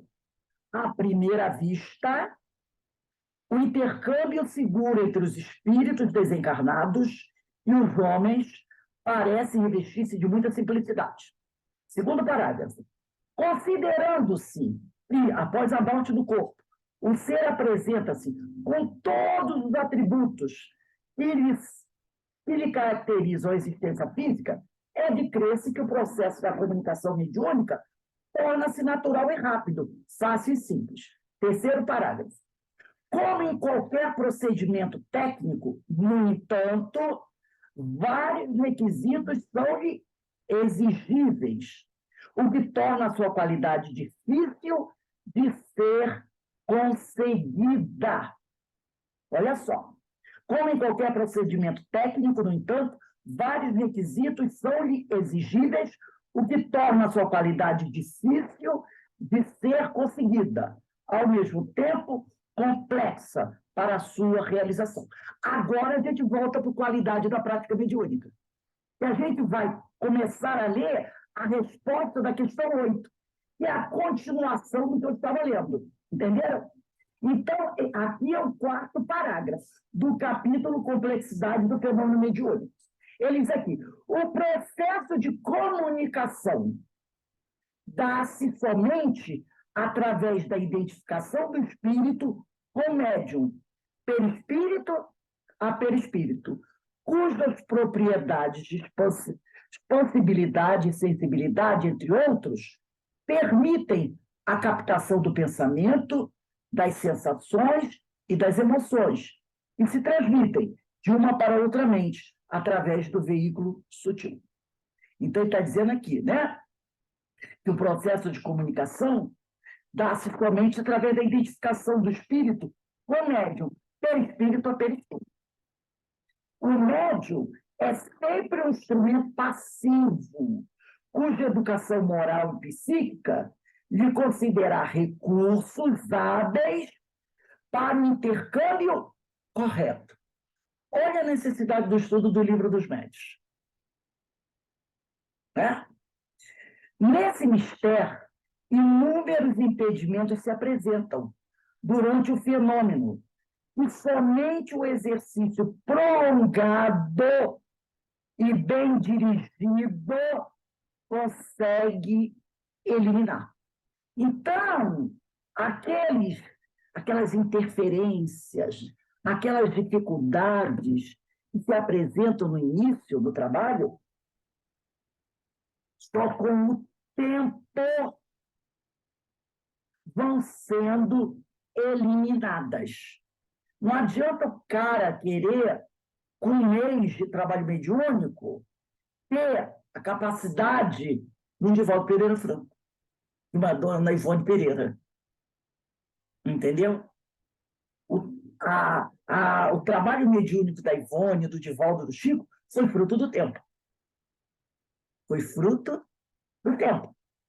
Tudo, né, gente? É tudo que a gente faz.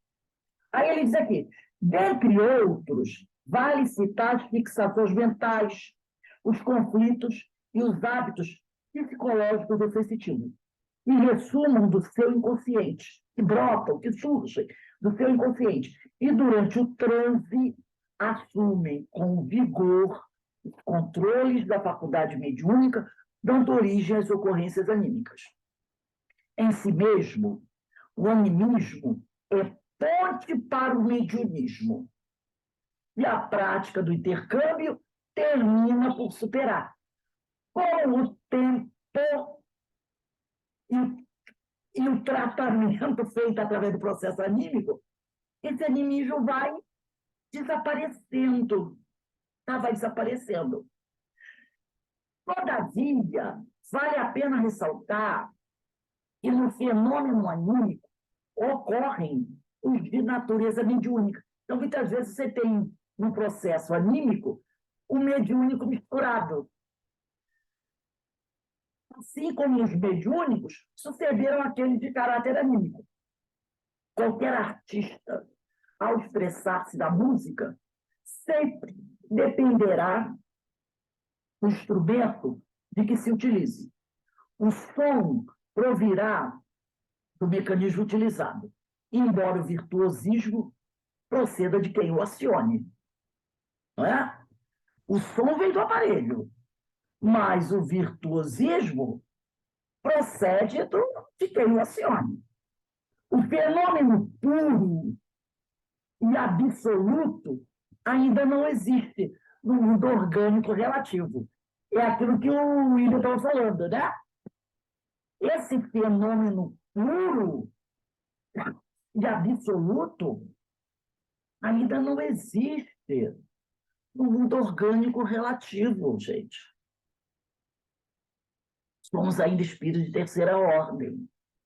Como é que a gente vai querer um fenômeno puro e absoluto? Os valores intelectuais e morais do médium têm preponderância na ocorrência fenomênica. Os valores intelectuais e morais do médium têm preponderância na ocorrência fenomênica, porquanto serão os seus conhecimentos atuais ou passados que vestirão as ideias transmitidas pelos desencarnados. Tem uma questão aqui no Livro dos Médiuns, vamos ver se eu acerto aqui. Né? Deixa eu ver se eu acerto. Deixa eu ver aqui. Às vezes eu não consigo pegar. É a questão ela mesma. Tem uma estudada, quem quiser falar sobre isso, na questão 225 de O Livro dos Médiuns. É o capítulo 19 do papel dos médiuns nas comunicações espíritas. A questão 225, ela é grande e é uma comunicação dos espíritos Erasto e Timóteo. Eles vão falar sobre isso, sobre como os pensamentos... Ele diz aqui, ó, ele tem uma frase que diz assim, ó, os espíritos não precisam vestir seus pensamentos. Eles os percebem e transmitem. Os seres corpóreos, ao contrário, só podem perceber os pensamentos quando revestidos. Então, essa questão 225 de O Livro dos Médiuns é importantíssima, importantíssima. Tá? E ela vem bem aqui de encontro o que nós lemos agora. Eu vou até colocar aqui. Os valores... Vou botar até aqui, ó, Livro dos Médiuns, 225. É bom a gente anotar. Ele diz aqui, ó, os valores intelectuais e morais do médium têm preponderância na ocorrência fenomênica, porquanto serão os seus conhecimentos atuais ou passados que vestirão as ideias transmitidas pelos desencarnados. Então, a gente chega à conclusão, né, desse modo, que a qualidade da comunicação mediúnica está sempre a depender dos valores evolutivos do médium. Valores morais, intelectuais. Então, olha a importância do médium estudar. Olha a importância. Então, coloca aí, Livro dos Médiuns 225. É grande, mas é importante. Comunicação de Erasto e Timóteo. Vamos lá, mais uma perguntinha aqui. Número 9. Cite alguns fatores estimuladores do animismo e como erradicá-lo. Essa resposta é de Joana de Ângeles, do livro Celeiro de Bênçãos. A Joana diz assim, no capítulo 6 do livro Celeiro de Bênçãos. Eu vou ler no Qualidade da Prática Mediúnica. O cultivo de ideias desordenadas, porque a pergunta foi, cite alguns fatores estimuladores do animismo e como erradicá-lo, quer dizer, como acabar com ele. O cultivo de ideias desordenadas, as aspirações mal contidas, desequilibram, promovendo falsas informações. Os desbordos da imaginação geram impressões, produzem ideias que fazem supor procederem de intercâmbio mediúnico. Além desses, a inspiração de entidades levianas coopera com eficiência para os exageros e as distonias. Tem mais uma frase que ele não colocou aqui, que a Joana escreveu no livro. Imperioso acautelar-te. Imperioso acautelar-te. Ela diz, é importante que o médium tome cautela. Vamos para a questão última do estudo de hoje. É a questão número 10. O que pode fazer o médium para diminuir gradualmente as cores anímicas das suas passividades? Essa pergunta também é de resposta de Joana de Ângeles, do livro Celeiro de Bênçãos, do capítulo 6.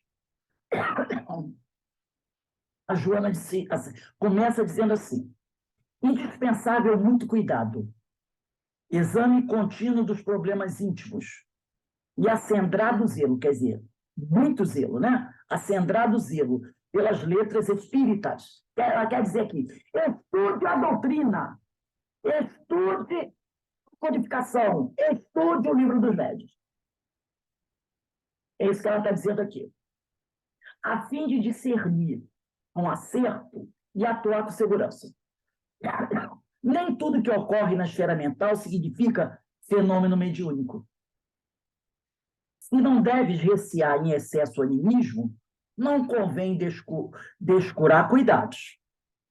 Se tudo bem que o animismo faz parte da vida, mas toma cuidado também, né? Presta atenção.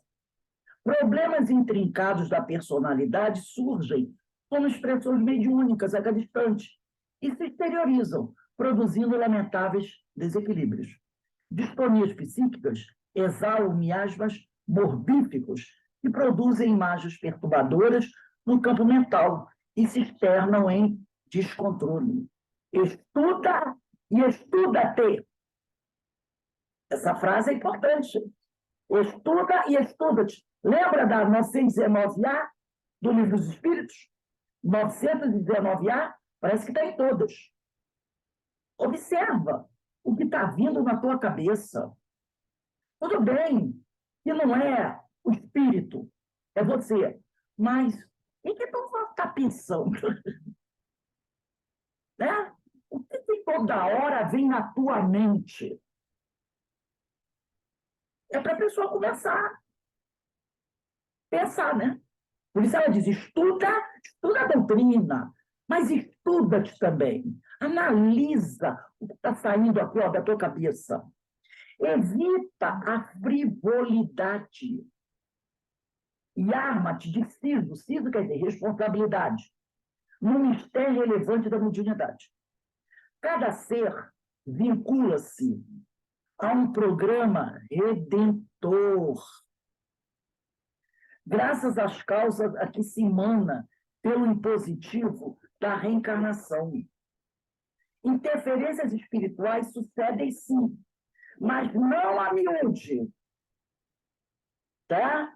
Como pretendem a leviandade e a insensatez dos que se comprazem em transferir responsabilidade. Porque aí começa a surgir aqueles pensamentos, o obsessor, influência do do obsessor. Mas isso acontece, mas também não é toda hora não, gente. Dá um tempo, tá?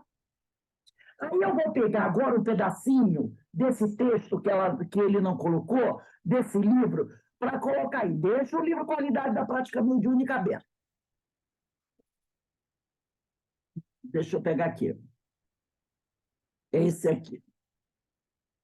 Aí, nesse livro, Celeiro de Bênçãos, a Joana continua dizendo assim: ante os valores mediúnicos legítimos, convém não desconsiderares os expressivos recursos da mente encarnada. Percepções, emoções, sensações fixam-se inconscientemente e armazenam-se nos depósitos da memória, aguardando a oportunidade. Fica lá, quietinho, aguardando o momento. Pular para fora. Além desses, a inspiração de entidades levianas opera com eficiência para os exageros, as distonias, imperiosa cautelar, né? Foi o que nós falamos ontem, antes. Prudência em fenômenos mediúnicos é medida salutar. É medida salutar. Agora, nós vamos aqui para a qualidade mediúnica. Na pergunta 10, parágrafo abaixo, de onde eu parei. Diz assim, revisa opiniões, conotações, exames e resguarda-te na discrição. Mediunidade é patrimônio, faculdade delicada, pela qual ocorrem fenômenos sutis, expressivos e vigorosos, e só procedem do alto quando em clima de alta responsabilidade, tá? Em clima de alta responsabilidade. Nesse sentido, deixa eu ver aqui, não descuide das ocorrências provindas de interferências anímicas. Então, nesse sentido, não descuide das ocorrências provindas de interferências anímicas, dos desejos fortemente acalentados, das impressões indesejáveis e desconexas, que ressumam, engendrando comunicações inexatas. Aí, ela aqui vai dizer assim, ó, acalma a mente e harmoniza o mundo interior. E o texto do livro, Qualidade na Prática Mediúnica, termina aqui. Mas eu vou ler mais esse parágrafo. Jesus, o excelente médium de Deus, está aqui no PDF, lecionou com incomparável sabedoria a metodologia a seguir: oração e trabalho, meditação e serviço em incessante labor de entendimento fraterno junto aos infelizes. Nenhuma informação deprimente, espezinhadora, ultrajante dele se exteriorizou, mas sempre manteve, sem cessar, inalterável caridade para todos, com exemplos otimistas, traduzindo a sua condição de construtor e guia da terra. Tá? Então, gente, é isso aí que a gente trouxe, né, para vocês. Eu não sei se essa forma como eu estou fazendo, indo, voltando, ampliando o texto, está bom para vocês. Vocês acham que está muito confuso? E está dando para acompanhar? Porque Tá ótimo, Rose, assim. o O compromisso... legal é, Rose, depois é importante avisar assim, uns 2 dias antes, sei lá, um dia antes, quais são os livros que serão lidos, que a gente pode separar. O livro que eu tenho, eu estou trazendo para vocês. Porque nem todo mundo tem todos. Sim. Né? Eu coloco para vocês. Mas eu vou colocar, quem quiser acompanhar o livro, e às vezes, e no Qualidade da Prática Mediúnica, ele gasta o texto. Mas quando eu vou olhar o texto do livro, eu vejo que tem mais alguma coisa interessante. E eu trago e coloco, entendeu? Porque vai complementar. Porque é tanta coisa boa, por que vocês não vão poder botar tudo? O que é interessante aqui é que as perguntas são respondidas pelos espíritos. O projeto faz a pergunta, mas quem responde é o espírito. É Manuel Filomeno de Miranda, é Viana de Carvalho, é Joana de Ângeles. A resposta não é do projeto. Salvo uma coisa ou outra. Então, às vezes, o espírito respondeu mais alguma coisa. E aí, por isso que eu vou devagarzinho, para eu não me perder, tá, gente? Uhum. Mas Mas tá ótimo. eu vou colocando quem quiser. Alguém gostaria de comentar alguma coisa do que a gente estudou hoje?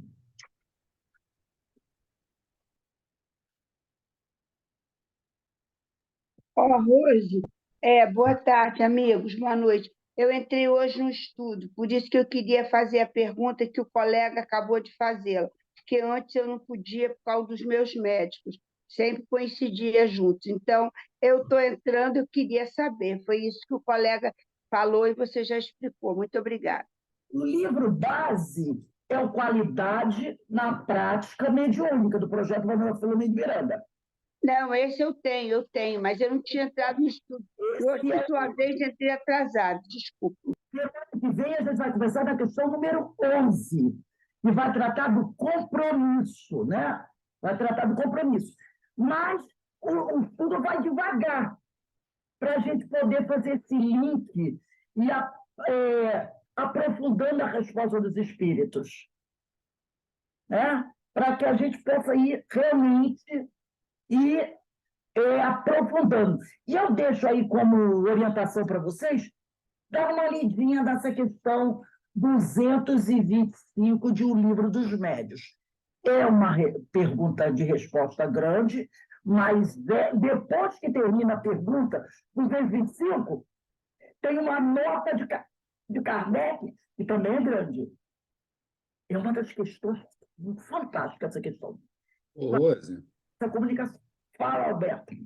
num determinado momento, né, do nosso estudo, acho que foi um texto até de apoio, o texto abordado no Qualidade Prática Mediúnica, dizendo que A mediunidade é como uma técnica. Então, você se comparar, por exemplo, um dentista, ele no início da carreira, ele está no lugar errado, não faz a coisinha certinha, não. Mas a prática, o tempo de experiência na profissão vai habilitando ele até se voltar para técnicas maiores de implantação de dente, etc. O médio é a mesma coisa.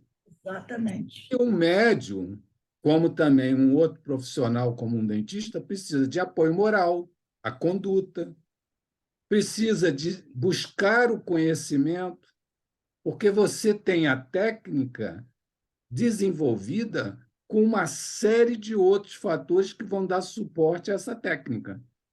Por isso, tudo isso é um conjunto em que, pela experiência, o médium vai se aprimorando e buscando. Agora, se ficar parado, essa técnica não se desenvolve, não. Daí a importância do estudo do livro dos médios.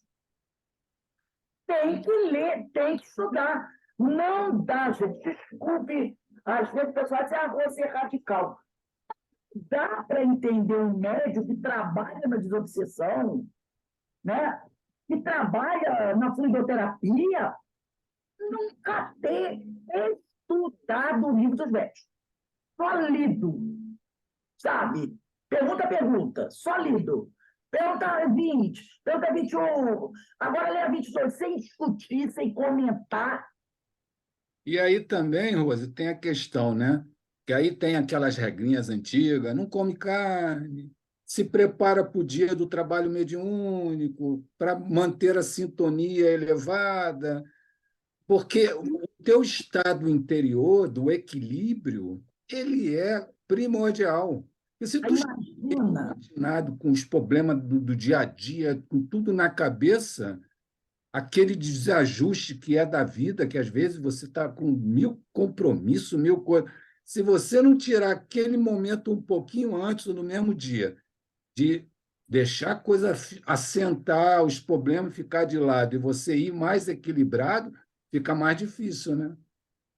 Uma coisa, você falou aí da alimentação. Vamos pensar assim: o médium trabalha, acorda às 4 horas da manhã, sai correndo para trabalhar, entra na empresa às 8. Tem o horário de almoço dele, meio-dia. De meio-dia às 5, dependendo da empresa, o patrão não deixa eu tomar nenhum cafezinho. Né? No máximo, ali escondido, um biscoitinho. Aí ele sai às 5 horas do trabalho, vai para a casa espírita. Aí pega aquele engarrafamento. Chega na casa espírita às 7, 7h30 da noite. Você vem no engarrafamento. A mesa mediúnica começa 8 horas. Ele chega às 7, 7h30, correndo. Uma fome de pão. Ele almoçou meio-dia. Almoçou meio-dia. De repente, o trabalho dele não tem 20 minutos, 30 minutos para cafezinho. Entendeu? De repente não tem. Ele não tem isso. E ele tem que trabalhar, ele não pode perder o emprego, ele não pode discutir com o patrão e dizer assim, sexta-feira, o senhor tem que me dar 20 minutos para eu entrar às 5 horas. Porque eu vou para a mesa mediúnica. Ele sai trabalhar às 5, tem que pegar o trem da central, tem que pegar outro ônibus para chegar na mesa mediúnica. Não tem lugar, não tem nem, às vezes, dinheiro, nem tempo para parar para um lanchinho. Aí ele chega na mesa mediúnica correndo, vai no centro, vai na cantina, ou então está passando, quase chega no centro, vai lá num barzinho qualquer, me dá aí um sanduíche, um negócio desse aí, e eu posso até pagar, entendeu? Eu posso até pagar, porque às vezes a pessoa tem dinheiro. E aí ele come porque ele está com fome. Ele vai para um trabalho mediúnico, uma refeição ao meio-dia, com o estômago roncando, doendo de fome. Que trabalho ele vai fazer? A espiritualidade vai, né, no estômago dele para não doer. Então, tem que tomar um cuidado. Aí tem gente que diz assim, gente, evita fazer uma alimentação 2, 3 horas antes da mesa mediúnica. Será que o cara tem tempo de 2, 3 horas antes da mesa mediúnica? Fazer o lanchinho dele em casa? Será que tem? Então, tem coisas que você tem que pensar. Então, às vezes ele leva uma banana prata na bolsa, né? Uma maçãzinha, ou então um sanduba mesmo, ele está com fome, gente. E ele come, porque ficar de meio-dia até 9h30 da noite, quando termina, de estômago vazio, será que esse indivíduo vai conseguir se concentrar na hora da mesa?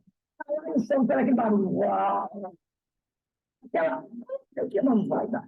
Tem que tomar cuidado. Não quer dizer que o cara vai comer uma feijoada, mas dizer que o cara não pode se alimentar 2 ou 3 horas antes da mesa mediúnica. Então, a gente tem que tomar cuidado com certas coisas, entendeu? Nem tanta alma, nem tanta terra. Porque a vida está aí, né? A vida está aí. Então, meus irmãos, vamos terminando aqui a nossa reunião da noite de hoje. Eu vou pedir aí para o nosso irmão William, faz a nossa prece de agradecimento, por favor. Então, podemos continuar desse jeito? Podemos, para mim está ótimo. Então, tá ótimo. Vamos lá, faz a nossa prece aí, William. Deus, Pai de justiça, misericórdia, de todo amor, Jesus, nosso querido mestre, mentor, de todas as horas, agradecidos aqui estamos por mais esta oportunidade de aprendizado da tua doutrina, especificamente nos meandros da mediunidade, tão importante para o nosso trabalho de amor e de caridade. Possamos, mais uma vez, na próxima semana, estarmos envoltos por essa energia maravilhosa da qual o Senhor nos acolhe para mais um momento de estudo. Assim seja, graças a Deus. Graças a Deus. Amanhã, então, às 16h15, né? Nós teremos o estudo do nosso Paulo de Tarso Voraz. Semana passada foi muito bom, né? Muito interessante o nosso estudo. Então, que nós possamos nos reunir novamente amanhã. Ó, um beijo para vocês. Tchau, gente. Tchau, tchau, tchau. Beijo. Deus abençoe. Boa noite. Boa noite Boa noite. para